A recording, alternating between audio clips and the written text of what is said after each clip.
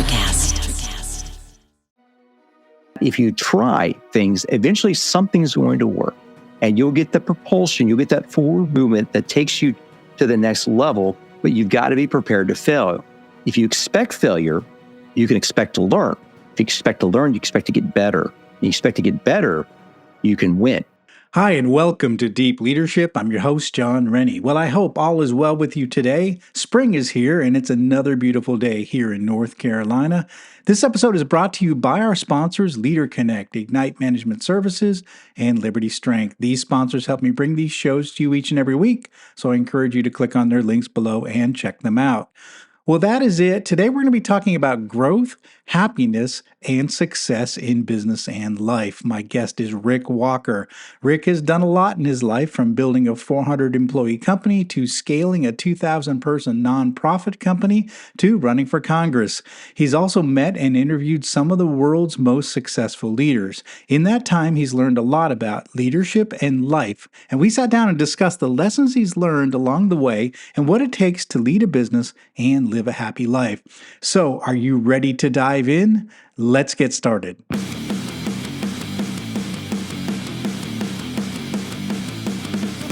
Welcome to Deep Leadership. Leadership is a people business. That's the philosophy of your podcast host, John Rennie. As a former Cold War submarine officer who spent 20 plus years leading businesses in corporate America before starting his own manufacturing business, he knows that leadership matters. Are you ready for some real-world actionable advice from John as well as his expert guests? I'm ready. The show starts right now. Welcome to the Deep Leadership Podcast. Today, I'm joined by Rick Walker. Rick is a renowned leader across multiple domains. As founder and CEO, he built a 400-employee company. He scaled a 2,000-plus team-member nonprofit into 53 countries as chairman and recruited $5 billion of capital investment to his hometown to generate 5,000 new jobs. Rick currently serves as asset director at Stratiq Capital, the private equity firm he founded. He is the host of Conversations at the Mansion, where he interviews guests like Dr. Ben Carson, Senator Mike Lee, Lee Greenwood, Congressman Dan Kershaw, and others. And I'm excited to have him on the show to learn from his leadership experiences and what he's learned talking to some of the world's most powerful leaders. So, Rick, welcome to the show. John, it's great to be with you. Thanks so much for having me on. It's an honor to have you on the show, sir, and I'd be interested to talk to you about your personal experiences. And then you're getting a chance to talk to these amazing leaders, so I want to talk about that as well. But first of all, talk us through some of the amazing accomplishments in your own career. Now, because I think you've had 3 decades of like your 20s, your 30s, and now in your 40s. You've actually had 3 different chapters in your life. Could you tell us a little bit about what you've done through those generations or through that time, and then what leadership experiences have you learned, or what have you learned about leadership through those experiences? Sure, John. Well, so when I was 19, I started my first business, screwed up to 400 W-2 employees when we were 26. About that time, I realized that there's a principle at play that C.S. Lewis talks about it, that nothing that you have not given away will ever really be yours. That if you want to hang on to something, you've got to give it away. That's how love works. You have to give away love in order to get love. That's also potentially how generosity works. If you want to have more, you give away in order to get more. And so we started giving away large sums of our income in my mid-20s. And so we found ourselves in really interesting conversations with really interesting organizations that did really great things in the nonprofit sector. And so what I found was I could take my business skills and apply them to the nonprofit sector, and I could functionally work in both arenas simultaneously. And it would be accretive, and it would also allow me to have better leverage over my time. And so some of the experiences that you mentioned in your introduction are things that happened to me while I was working both at the same time. So generally, I would work 8 hours a day in my business and then 8 hours a day doing nonprofit work. And I spent probably 15 years doing that. And so obviously, if you're working 16-hour days, you're learning and you're iterating twice as fast as most other people that are just working 8 hours a day. And so I just turned 45. So say I've been working for 25 years. Well, I've got 50 years of experience. That's 50 years of failure, but it's also 50 years of experience. and I have the energy of a 45-year-old. So it gives you a massive competitive advantage to be able to do that. I highly encourage folks to take the opportunity to serve the local communities, serve nonprofits, and be able to sharpen their skill sets in both domains.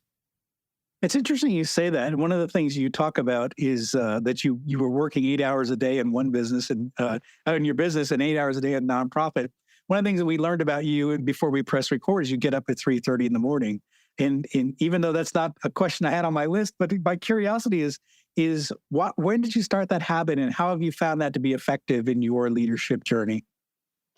So 2 years ago, I was having a conversation with a good friend of mine. We're about the same age, but he's better looking. He's better dressed. He comes from a wealthier family. He's got a bigger company. He has everything, a different industry, but he told me he gets up at 4:00 in the morning. I thought, well, man, I've got to compete against guys like this in life. Like I've got a legacy to give. And so I just decided that instead of getting up at 5 in the morning, I'd get up a little earlier. So one week I went to 4:45, then 4:30, and ratcheted earlier and earlier. Finally got to 3:30. 3:15 was a little bit too early, but 3:30 was a good place to settle. And so I did that every morning for a year, except for Saturdays and Sundays. So Monday through Friday for a year in 2022. And that had a remarkable impact on my learnings because what I did was I would get up at 3:30. And the key to this is having a good chain of causal events that propel you forward. So you keep the phone in the opposite room. So I kept it in my closet. I still do. Alarm goes off. I've got to get up out of bed. I've got to go in the closet, turn it off. Well, the light's already on. I'm already awake. Hell, I might as well put some clothes on and get to work. So I do that. So I get to work. I drive 20 minutes to the office. I'm in my office with a cup of coffee at 4:15, and I'm able to start reading. So I'll generally read. I'm a Christian, so I read my Bible for about an hour, and then I read other sorts of great literature, poetry, music, history, things like that for about another hour. By that time, it's about 6:15, and I've got a pretty solid jump on the day, and I can spend the delta between then and 8 a.m. on things like strategy, just general thinking, writing a book, writing a blog, anything I want to do strategically.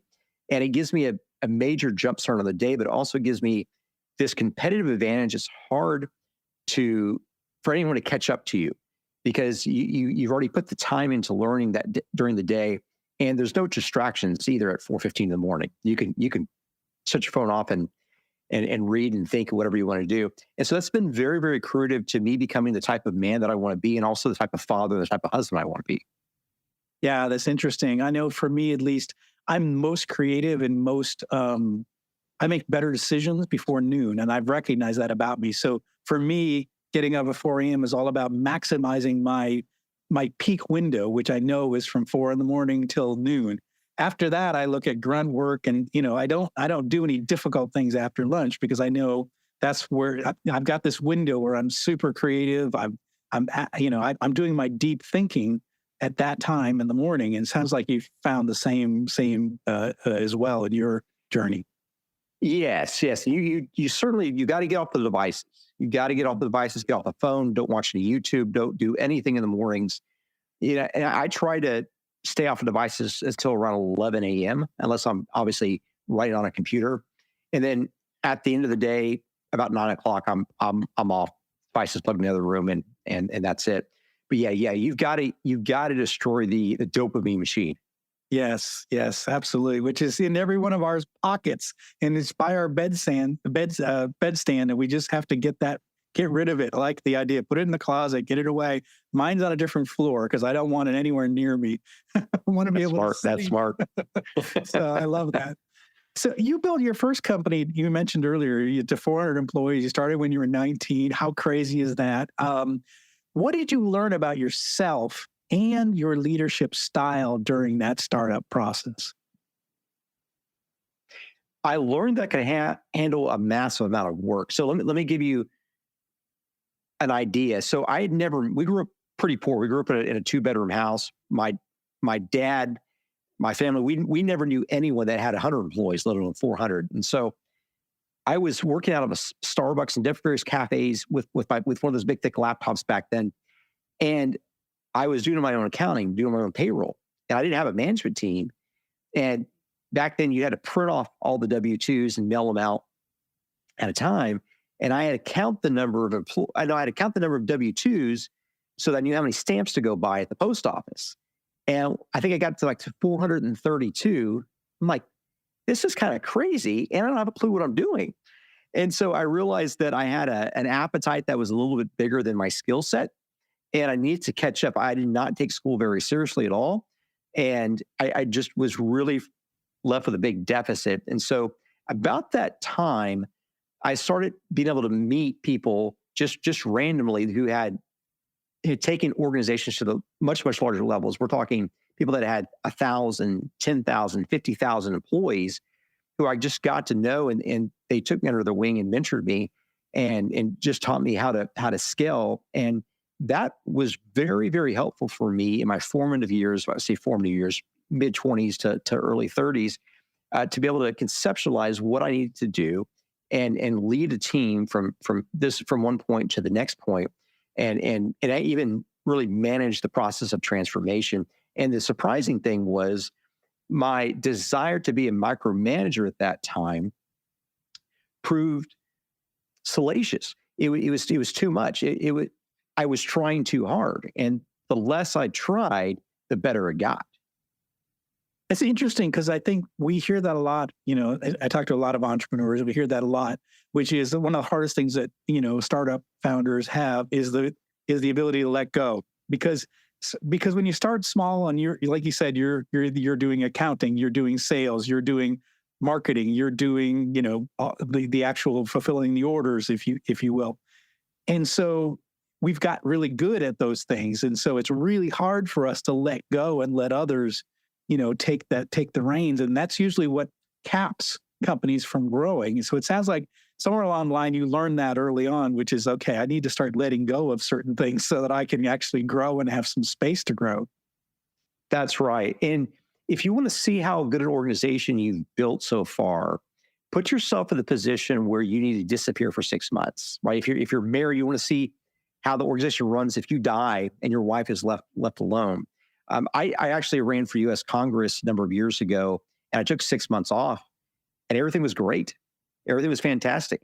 I may have worked 1 hour a week tops, but I really just disappeared for 6 months, and it was great. Right now I'm in a period where I'm writing a book, and the last 4 months I've worked on average around 2 or 3 hours a week, and that's been shockingly good, and the business has grown. And so I think it's good for you to test and see what happens. Like the whole world's not going to explode. There's nothing that detrimental as long as you have a team in place.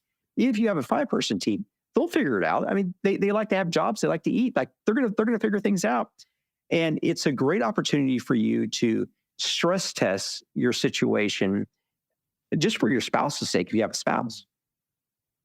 I love you say that. I talked to several entrepreneurs who say that similar thing, which is that's a great way to test to see whether your organization is capable. And I know this summer, for example, I did a month in Maine. My wife and I rented a cabin. We just disappeared and we worked for a month out of Maine. She's a school teacher, was off for the summer. And you know what? The company did fine. And there were many crises, and if there was a call here and there, but everybody was able to handle. And the other thing too is you signal to your team that you trust them with the keys to the car and say, hey, here, drive it around for a while. And I think that's a great message to send to your people. Yeah. Sometimes you got to do some crazy things that are trusting. So in the last 90 days, we had a new employee, very, very smart, graduated from it's an Ivy League school with a master's degree, MBA, came on board, and she's been with us for a year, and she landed a $30+ million opportunity, an account, like a $30 million account. And I said, I'm here if you need any help. She thought she could handle it herself, and so she handled it herself. And she did a great job with it. But sometimes you just have to trust people, right? I mean, everyone wants to succeed. Everyone wants to look good.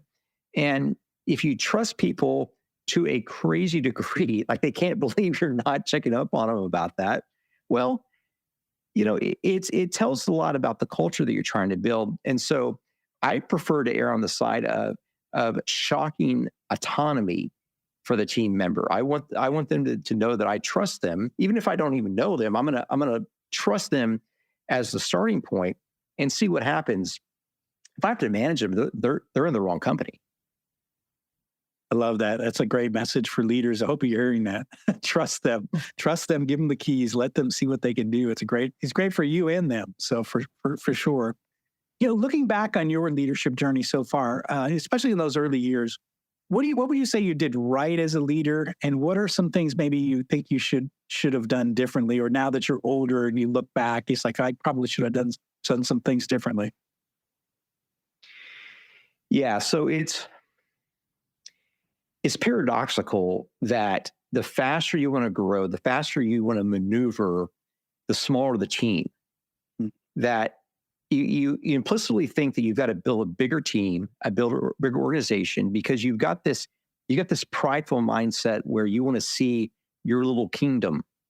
And so you're always hiring people, you're always interviewing people, you're always thinking how you're going to grow. And you spend 100%, you spend 120% of the capital that you've got to build this organization, which never really repays you. But if you can get past that prideful anticipation of how many people I can hire, how many people I can have sitting around my boardroom, how many people I can see in the office, you could really do some really great things with that capital and with that time and that attention. Remember, more people take more time and more attention away from you. I think it was Peter Drucker that told us that the most ideal company is the one with 0 employees. Right? Obviously, the second best would be one with one employee. And I've seen that happen time and time again, where as I go through iterations where I will downsize for particular reasons, and the downsizing is typically outsourcing large components of the business, that is when we've seen the next major leap in the revenue, in the profitability, in the simplification of the business, not when you try to scale up the overhead and the staff and the headcount. Like that's you've got to defeat the pride of needing a big staff. You've got to get over that. That'll keep you broke and it'll keep you poor. We'll be right back after a quick word from our sponsors. As a leader, you're responsible for the mission and the people assigned to you. Regardless of the size of your team, employees are depending on you for their lives and careers. For the sake of your team and the people who entrust you with this role, you need to master the skills to become a great leader. Best-selling leadership author John Rennie is proud to introduce the Qualified Leadership Book Series. This new series teaches you how to become a people-centered leader. Great leaders know that employees who are respected, appreciated, and allowed to grow will go the extra mile. These books provide real-world leadership wisdom written from a hands-on perspective. If you want to be a more effective leader, this is the one book series you should read this year. This 3-book series contains the following best-selling leadership books: I Have the Watch, You Have the Watch, and All in the Same Boat, for one low price of $39.99. Begin your journey to become a leader worth following. Go to johnsrennie.com and get your order in today. This episode is brought to you by Leader Connect, a leadership training company and video platform founded by the leadership book author and Deep Leadership Podcast guest, Neil Jerd. Leader Connect is a video and podcast streaming platform for leaders and teams. Watch it alone or as a team, and each video supports you and your team, allowing you to improve performance and build a great culture. Join hundreds of experts and learn about leadership, planning, public speaking, team building, mindfulness, and a range of other subjects that will help you lead well and build a great team. I'm proud to say that I'm one of the experts on this platform. Leader Connect is offering a 10% discount to all Deep Leadership listeners. Go to leader-connect.co.uk and enter the code DEEP at checkout. Master your leadership with Leader Connect. This episode is brought to you by Ignite Management Services. Ignite is led by Mike Watson, who you might remember from episode 137. Mike and his team believe that everything starts with leadership, whether it's strategy execution or cultural transformation. It's the role of the leader to create the conditions for their people to succeed. The team at Ignite can help you develop critical habits to enhance your leadership capability and transform your business. Ignite Management is now offering the Resilient Leadership Assessment Tool.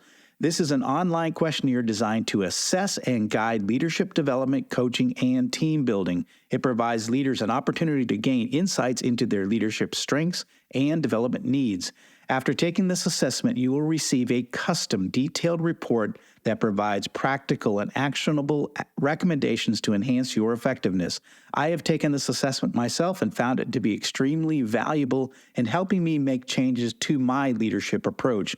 Right now, Ignite is offering 15% off the price of this tool to the Deep Leadership audience. Go to ignitemanagement.ca and enter the code START15 at checkout to get started today. Life is hard, but finding a really great podcast makes the days go by so much easier. Hi, my name is Blue Telusma. I'm a writer, an emotional intelligence coach, and the host of Humanize with Blue Telusma, a podcast where we believe that when you humanize everyone in the room, a great conversation is almost guaranteed. Join us every week here on Electricast as me and my guest co-hosts unpack big topics and interview even bigger personalities with a sense of humor and a dash of mischief. If you're looking for a new best friend in your head, we've got you covered. Electricast. I love it. Yeah. I mean, we're doing some things in our company now where we're starting to rethink the original plans that we have for the company. You know, we always said that our company may not look like what we planned it 8 years ago. But now they're sort of thinking like, well, we found a niche. We're very successful in the niche. Why do we need to go to another, why do we need to scale up? We're very happy doing what we're doing, And so you're right. Part of it is pride. You want to be big. You want to be the first. You want to be the best. But there's something to be said is if you've created a situation where everybody loves to come to work, you're making money, your employees are happy, it's a good place to be. You're creating great jobs. Why not just keep doing what you're doing? Again, what are the things that we could do to potentially outsource some of the things that we're doing? And again, get that chance to grow, but do it organically and not do it through just, sheer will, like a lot of entrepreneurs do. We got to grow 10% this year, 10% next year. Why not just create a place where people enjoy coming to work and you're doing great things and you're making an impact? What's wrong with that? Absolutely. Yeah. If you're not enjoying what you're doing, what are you doing with your life? I mean, you're going to waste your life to make some money that your wife's next husband is just going to spend on a Ferrari? I mean, what kind of insanity is that? The new status symbol is taking care of your elderly parents, taking care of your kids that need to go to college, to give back to your community. You're the person that writes the checks that no one knows where the money came from the nonprofits around you. That's the status symbol. Is anonymity and taking care of your own, not trying to be the person that's out and about trying to build a big organization. That's so 2020. I mean, that's 2-3 years ago. We've pivoted. If we're going to be real men, real women of purpose and of destiny, we're going to focus on the things that are important, and money is not important whatsoever. Yeah. That's definitely something I've learned. It is hard too making a transition from 22 years working in big corporations where every year was they turn up the treadmill on you, 10% more, 15% more. So you're in that mindset. So you got to be more and more and more. And I've done that for 8 years in my company. And now I've been thinking about it lately, like, why more? It's my company. I'll do whatever I like, What are the customers like? What do they know us for? What's our reputation in the market? What can we do good for our employees, our community, and the people around us? That seems to be more important to me than that 15% growth every year. Absolutely, John. And I had a revelation last year when I was doing my plan. I'm a very detailed planner. I do weekly, quarterly, annual planning for days at a time. And I had this revelation that it's not what you do, it's who you become that matters. That I realized that I was meant not to build a big business, not to get rich, not to be richer, not to help other people become richer. My destiny is to become passionate, disciplined, and wise, and then use my very being of being passionate, disciplined, and wise to go out and help people and get maximal leverage on my time. So it's not what you do, it's why you do it that matters. And if you can get past this doing, this entrepreneurial curse of doing, you can live free. And that's what entrepreneurs are trapped in, and that's what the hustle culture teaches them. I don't care what the hustle culture teaches me. I get up at 3:30 because I want to get up at 3:30. I don't need to get up at 3:30.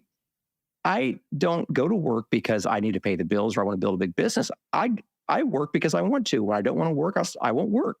I mean, that's the way life goes.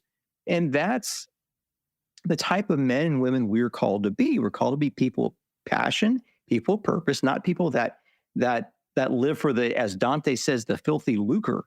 Like that's not a redemptive utilization of humanity. I love that. But also you're making an impact too. It's not like we're, like you said, you found your purpose. I think that's one of the things that leaders often struggle is what's your true north? And you mentioned, passionate, discipline, wisdom, you have your true north, what you've been put on earth to do. And I think a lot of leaders struggle with that. Why am I here? What am I doing? Is it just to make the next, million? Is it to get to 500 employees next? What's next? And I think one of the things I would say age, at least for me, has helped me to see that, chasing things. I've had things, right? I more enjoy moments now. I enjoy experiences more than I enjoy things. I could care less about things nowadays. And I think when you find that out and you discover your true north and why you're on earth and you're not just chasing that rabbit, I think you find, as you said, you find some level of peace and comfort and enjoyment in what you do. I think that's really good advice. Absolutely. Absolutely. Yeah. You've got to get to the place where you enjoy being you. Not that it's a selfish enjoyment, but that you're proud that if you died tomorrow, you'd be happy how you live today. And that's one thing that most men, most women are not proud of. They are focused on themselves. They spend their time on their devices. They spend their time on social media. They don't spend time with their kids, and they don't spend time with the people that really matter. Think about the people that are going to actually show up to your funeral. Like spend time with those people, maybe. I don't know. I mean, yeah. If you think Bob that you met at a networking event 2 weeks ago is the guy that you want to invest your Friday night in, I don't know. It's like how can you think that you're going to live forever and invest your time and just spend it everywhere? It's like a business. Every single business can use up an infinite amount of capital. An infinite amount of capital. So don't think you're a small business that's doing $500,000 or $1 million or $5 million or $10 million a year that you just need $1 more million invested to get through this big software push or this big marketing push or staff it up. Your business needs an infinite amount of capital. You've got to cap it off at some point. Stop worrying about it and just let the team members take it. You've got to be able to focus on life. We're called to live, not called to be enslaved to some entity that's more or less your wife's probably going to close down after you die anyway. Yeah, right. Exactly. I love it. So focus on the 6 men that are going to carry your coffin, right? That's right. Yeah. Absolutely. Yeah. So I want to switch gears a little bit. You host this show called Conversations at the Mansion. It's fascinating. You've had some amazing guests. I was just going to ask you, how did that get started? Who are some of the people you've met? And kind of what are some of those experiences or what have you learned from these people, these world leaders, their experiences? Are there some things that you've learned that you could share with us? Yeah, a few years ago, my executive assistant was sitting at a desk next to our marketing manager, and she would see who I would go out to have lunch with and dinner with. And they were, a lot of them were people that your audience would have heard of. And the marketing manager was thinking, well, everyone's doing video content. Like, why can't we do some video content? And they started talking. And they thought, well, maybe Rick could just invite people he knows and friends of friends and sit down and just have a conversation with them. And so we started, and it got out of control very quickly. So my first conversation was former Navy SEAL, U.S. Congressman Dan Kershaw. You may have seen him on Saturday Night Live. Just a great guy. Second conversation with a friend of mine, Tony Busby. He's just a remarkable lawyer. He's friends with Snoop, friends with 50 Cent. He knows everybody. Just a really cool guy. And then U.S. Senator Mike Lee. We had Ben Carson, Dr. Ben Carson. He's former Secretary of HUD. He came into the show. Lee Greenwood, who we discussed before the show, the music artist. David Weekley, who runs a $3 billion home builder here in the U.S. Halftime, he runs that Halftime. He spends the other half of his time doing nonprofit work. Greg Berman, former CEO of Continental Airlines, former CEO of Burger King, really savvy private equity guy. And I just had a number of really interesting guys in, and at one point we worked. I was speaking with someone that was trying to raise some money for an organization called Turning Point USA. Charlie Kirk is the main guy there, and I said, well, hey, we'd love to host an event for you, but I'd like to have a speaker show up so that we can do this. He said, well, tell you what, Rick, you open your place up, host a fundraiser for us, and I'll have someone come. And so we had Donald Trump Jr. come. Now, the thing with that is he still has Secret Service protection. And when he's going to come, Secret Service has to do the whole ordeal. And so Secret Service is actually here for 5 days, prepping, running motorcade runs from the downtown here, practice parking, practice getting him in there. And so we did the whole ordeal. And so that first interview started where we were here with Dan Kershaw, and we had some staff here, and he got a coffee. The last interview, this is probably number 13 or 14, we had a couple hundred people there, a couple of hundred people here. We had valet, we had open bar, we had pass hors d'oeuvres, we had Secret Service, we had an outer security perimeter from the Sheriff's Department, which you got to pay for all that stuff. And we had, I think we were running 6 cameras that day. If you watch the intro to that interview, I think you'll see 6 cameras, and it just got to be nutso.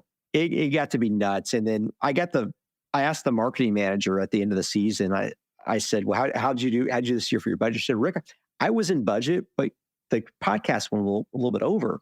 I said, well, how far over do we go? Well, he went $250,000 over. Just a little bit. Just a little bit. Just a little bit. So I thought, you know what? Maybe some Zoom interviews would be more appropriate. And so we've done mostly that, but we've done some cool things over the years, and I'm having a lot of fun. That's really good. I mean, are there some themes or some takeaways that you've learned from talking with these people that are household names? I mean, are there some commonalities amongst their stories that says this is how they achieved their level of success, or that they've stood out, beyond the crowd? I mean, Dr. Ben Carson is someone that did not grow up with much, and he ended up being, reaching the highest levels of government. So maybe, are there any themes or messages that you learned through those interviews? Absolutely. So Dr. Carson is probably one of the more brilliant people that has ever lived. Keep in mind, this is the man who separated the first set of conjoined twins in South Africa. This is the man who was the chair of the pediatric neurosurgery at Johns Hopkins. This is a man who ran the largest housing organization in the world. This is a very, very brilliant man.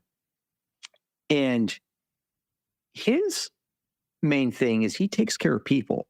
He wants to get to know you. He was scheduled to be here. Just if you see that painting right there on the other side of that wall is my personal office. And he showed up 5 hours early.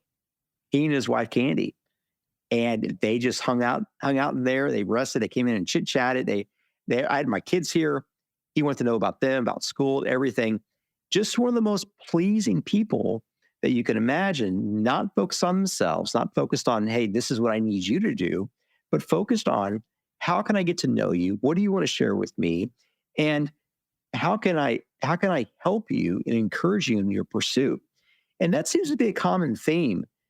I once had a private meeting with a United States president, and the exact same thing for an hour. He wants to know what everyone else is doing, what they're up to, how they're doing, how he can help them. He didn't speak about himself. And that's what you tend to see in the great leaders. You saw this in Clinton. You saw this in H.W. Bush. You definitely saw this in W. Bush and Obama. These are people. They love people. And a lot of us don't. And we've got to retrain our minds and realize that all you have is people. That's the only thing that you have is relationships and people. And people will see through your disingenuousness, and they will see the fakeness of your smile, the fakeness of what you're trying to really get out of them.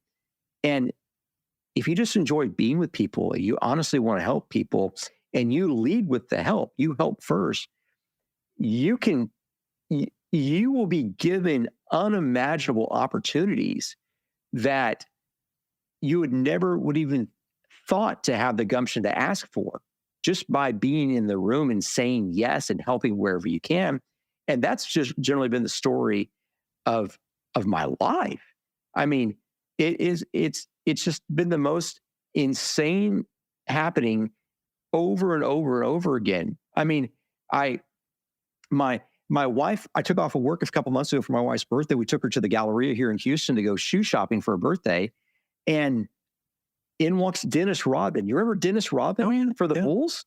Yeah. And of course, I just watched the full episode about Dennis Rodman on the Netflix special.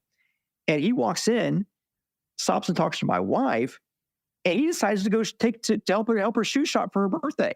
Oh, and so we hang out with Dennis Rodman to go shoe shopping for her birthday. We go over to the bar. He said, let's have drinks, have dinner. Well, we've got to go to dinner. So we go up to go to dinner. And then after dinner, we go meet one of my other friends for drinks. And there is Jeremy Renner from the Avengers, Hawkeye from the Avengers. And we started talking to Hawkeye, and he said, we said, our daughter really loves you. He said, well, let's get her on the phone. He FaceTimes my middle daughter twice, just to chat with her and encourage her in school and everything. It's the most incredible things that all came from this mindset that we want to help other people. We want to be as friendly as possible. If anyone asks anything of us that's useful for either nonprofits or helping other people in their purpose, we're going to say yes, or we're going to help wherever we can. And each of these things that happen just in that one day, or these relationships with meeting, the most powerful man in the world and having a private meeting with them, those all happened because we were helping nonprofits. We were helping other people achieve their dreams, not from a public stage, but it just happened. And what happens? We get these unimaginable little side benefits that are just crazy over and over and over again, that somehow the universe or God or whatever you want to believe in just sends your way, that nothing that you've not given away will ever really be yours. And that's the principle we live by. That's absolutely such a powerful message, because it's kind of counterintuitive, right? We think if we put ourselves first, if we hustle, the hustle culture, right, we're going to get on top. But you're saying what you found with these incredible world leaders in your observations, they put other people first, and you have put other people first. And as a result, you've seen great things happen in your life by putting others first. And that's such a counterintuitive message, but it's such an important message, because that's what leadership is all about. It's about empowering other people, getting their best. And it's not about you as leader. It's about the people that work for you. It's the people that you're around. And I think that's a great way to wrap up this part of the discussion. That's fantastic. What final message would you like to leave with our listeners? I would be blessed if you would go try something that you need to do, but you're too afraid to do it. And it should be the most difficult thing that you should be doing. It should be something that you're not prepared to do, something that you don't have the skill set to do, something you don't have the network to do, but go try it. Go put the work in, because as Einstein knew, failure a lot of the times is only misunderstood genius. That if you try things, eventually something's going to work, and you'll get the propulsion, you'll get that forward movement that takes you to the next level, but you've got to be prepared to fail. If you expect failure, you can expect to learn. If you expect to learn, you expect to get better. And you expect to get better, you can win. Wow. That is a great piece of advice. Listeners, I hope you heard that. I hope you wrote that down. I would say I live my life through doing crazy things and trying things that have never been done before. And as a result, I've failed a lot, but I've also learned a lot and gotten some really cool experiences along the way. So stretch yourself, do that thing that's super uncomfortable, and you'll never lose. You'll either learn or you'll win, one of the two, but you will not lose. So I love that. That's a great summary message. Rick, how can people find out more about you, your show, your company, and of course, you also have a newsletter on your website I wanted to highlight as well? Yes, probably the best place to go, John, would be rickwalker.com, rickwalker.com. And I've got links to my Twitter, to my YouTube, to my Rumble there, and also my newsletter. I would be very appreciative if you would sign up for our newsletter. Just started off 2 weeks ago. So it's a very, very brand new project. So every sign up is very, very helpful. In those newsletters, I'll start talking through some strategic ideas, some ideas that come out of the historical philosophies, historical literature, the various world religions, and how those interpose, and we can use it to strategically lead others and lead ourselves to the next level.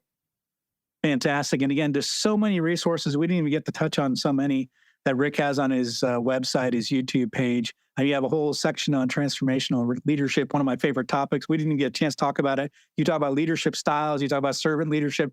Go to his YouTube page. We're going to have that a link on there as well. There's so much free information. If you want to become a better leader, more impactful leader, hook up with Rick, get on his website, sign up for the newsletter, subscribe to his YouTube channel, and you're going to be a better leader as a result. So, Rick, I really appreciate you coming on the show. Thank you for sharing your journey, your stories, and I think everything you shared is going to help us all to be better leaders. So I appreciate your time, and I appreciate what you shared today. Thank you, John, for blessing me. Thank you for having me on. Thank you again. Well, that's it for today. Thank you for listening to Deep Leadership. If you like this podcast, please subscribe and share so we can continue to build a world with better bosses. Until next time, this is John Rennie saying take care and lead well.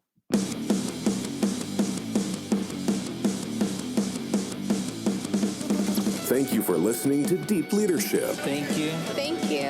Thank you, thank you, thank you for all you do. We hope you enjoyed today's episode.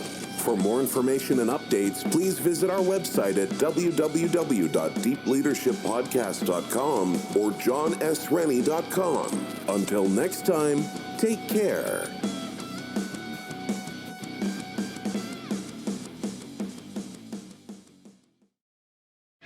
If you're a working professional wondering what's next for your career, you've come to the right place.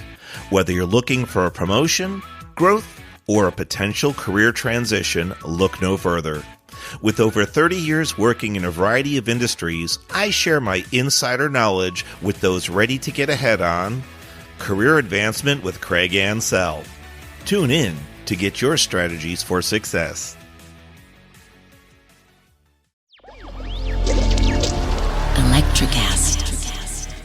Welcome to the Candle Power Hour. Come with us backstage behind the scenes of show business spanning over 4 decades and bringing you the experiences that can only be told by the people who were there. Our guests are from the A-list, the F-list, and everyone in between. Get set for some of the most insane, hilarious, and inspiring stories you will ever hear. I'm Mercury. And I'm Diego. Your hosts for the Candle Power Hour.